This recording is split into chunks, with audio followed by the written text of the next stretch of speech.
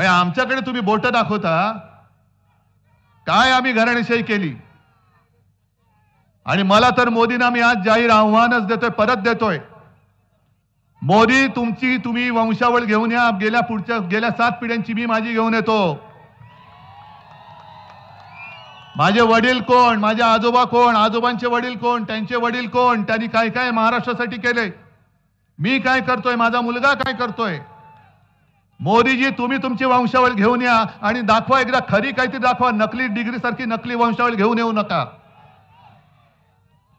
कधीतरी सांगता तुम्ही रेल्वे स्टेशनवरती चहा विकत होतात, कधीतरी सांगता हिमालयामध्ये गेलो होतो, कधीतरी सांगता बांगलादेशच्या स्वातंत्र्य युद्धात होते. वाटेल ते जे तोंडात येईल ते थापा मारतायत.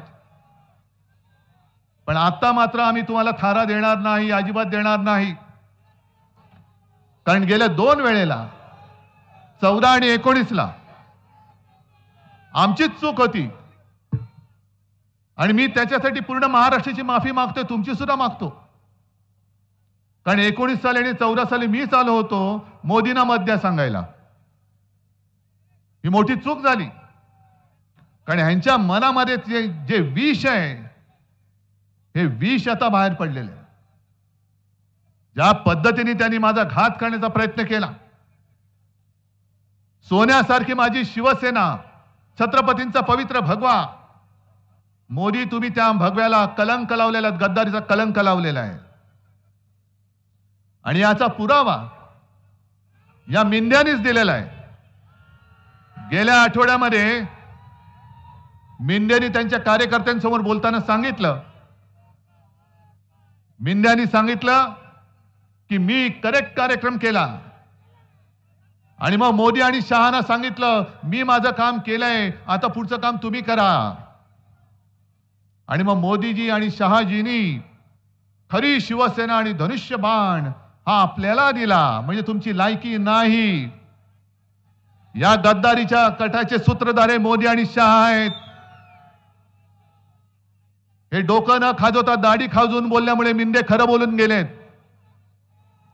मोदी आणि शहाने महाराष्ट्राच्या पाठीत खंजीर खुपसलेला आहे. आणि अमित शहा ते पण असेच काल परवाकडे वसईत येऊन गेले आणि ते पण बोलून गेले नकली सेना. मी मागेच बोललो होतो, जो याच्या पुढे शिवसेनेला नकली बोलेल कोणी असेल तो बेअकली आहे. कारण जो अक्कलवान असतो त्याला एकदा सांगितल्यानंतर कळतं. पण ज्याला अक्कलच नसते त्याला किती वेळा, म्हणजे गाढवा पुढे वाचली गीता, कालचा गोंधळ बरा होता. म्हणून आम्ही तुमच्या समोर गीता वगैरे काय पठण करणार नाही. जे काय आहे तो माझा महाराष्ट्र आता तुम्हाला तुमच्या भाषेत उत्तर देईल. मी 22 जानेवारीला सुद्धा आलो होतो. 23 जानेवारीला इकडे सभा झाली होती. मला विचारतात अमित शहा 370 कलम काढलं काश्मीर मधलं, त्याच्याबद्दल उद्धव ठाकरेंचं काय मत आहे. अहो 370 कलम काढायला आम्ही सुद्धा पाठिंबा दिला ना, जाहीर पाठिंबा दिला. पण तुम्ही खरंच 370 कलम काढलेत का? 370 कलम काढल्यानंतर काश्मीर शांत झालंय का? काश्मीर मधले पंडित जे आपल्याच देशामध्ये निर्वासित होऊन संपूर्ण इकडे तिकडे पसरले होते, ज्यांना फक्त आणि फक्त हिंदू हृदय सम्राट शिवसेना प्रमुखांनी आपल्या महाराष्ट्रामध्ये आसरा दिला. मोदीजी तुमचं नाव सुद्धा कोणाला माहित नव्हतं तेव्हा.